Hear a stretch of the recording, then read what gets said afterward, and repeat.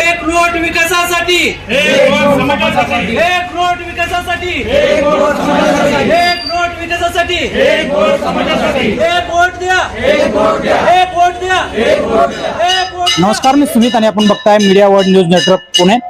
मी सध्या ज्या भागामध्ये आहे तो आहे प्रभाग क्रमांक 37. या भागामध्ये राष्ट्रीय समाज पक्षाचे जे उमेदवार आहेत बालाजी, त्यांनी एक आगळीवेगळी संकल्पना साकारून या ठिकाणी प्रचाराला खरं तर आज शुभारंभ केला. आपण या ठिकाणी बघू शकतो माझ्या मागे की ही जी गाडी आहे त्यांनी तयार केलेली, त्या गाडीवर एक संकल्पना त्यांनी व्यक्त केली की एक वोट द्या, एक नोट द्या, जेणेकरून जो काही निवडणुकीचा अवाढव्य खर्च आहे तो खर्च होण्यासाठी या ठिकाणी मदत मिळेल. याच्या मागचं नेमकं काय त्यांचं मत आहे आपण त्यांच्याकडून जाणून घेऊया की कशा पद्धतीने ही संकल्पना आहे आणि काय त्यांचं मत आहे. बालाजी सर, काय सांगाल, नेमकी काय संकल्पना ही? तुम्ही संपूर्ण गाडीच तयार केली एक प्रकारची आणि प्रचार देखील तुमचा याच पद्धतीने होतोय, काय नेमकं संकल्पना आहे? संकल्पना अशी आहे की एक वोट एक नोट याची संकल्पना मुळामध्ये जेव्हा आम्ही आता राजकारणात नवीन युवक यायला प्रयत्न करतो तेव्हा कुठेतरी आम्ही पैशाची हे भासते. त्यावेळेस पैशाचं जेव्हा आपल्याला इलेक्शन लढवायचे तर थोडंफार तरी पेट्रोल तरी लागेल गाडीला, तर त्याच्यासाठी एक संकल्पना केली की आपण 7 वर्ष झाले समाजकारणामध्ये, तर 7 वर्षामध्ये समाजकारण करत असताना आपण जेव्हा समाजकारण करतो तेव्हा चेंबरचं काम असेल, कुठलं काम असेल, ते बिगर पैशाचं होत नाहीये, तर मला कुठल्या पैसे गोळा करावेच लागणार आहेत. तर त्यावेळेस एक संकल्पना केली, लोक पैसे देऊन वोट मागतात, तर मी जनतेला आवाहन केलंय की मला पैसे द्या, 10 रुपये द्या फक्त मला, आणि पैसेही द्या आणि मला वोटही द्या.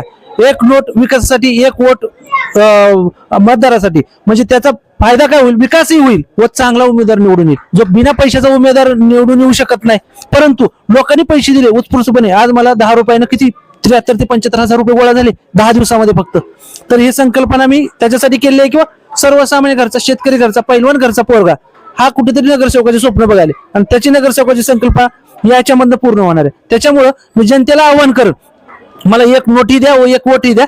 एक वोट समाजासाठी, एक नोट विकासासाठी, हा माझा अजेंडा राहील. नक्कीच एक नोट समाजासाठी, एक नोट विकासासाठी, या पद्धतीने ही संकल्पना बालाजी यांची आहेत. सर, कसा रिस्पॉन्स येतोय? आता तुम्ही सांगितलं की लगभग 73-70 हजार आपल्या या ठिकाणी गोळा झालेत. आता या नेमकं पैशाचं कसं तुम्ही वापर करणार आहात किंवा कशा पद्धतीने त्याचा उपयोग होणार आहे?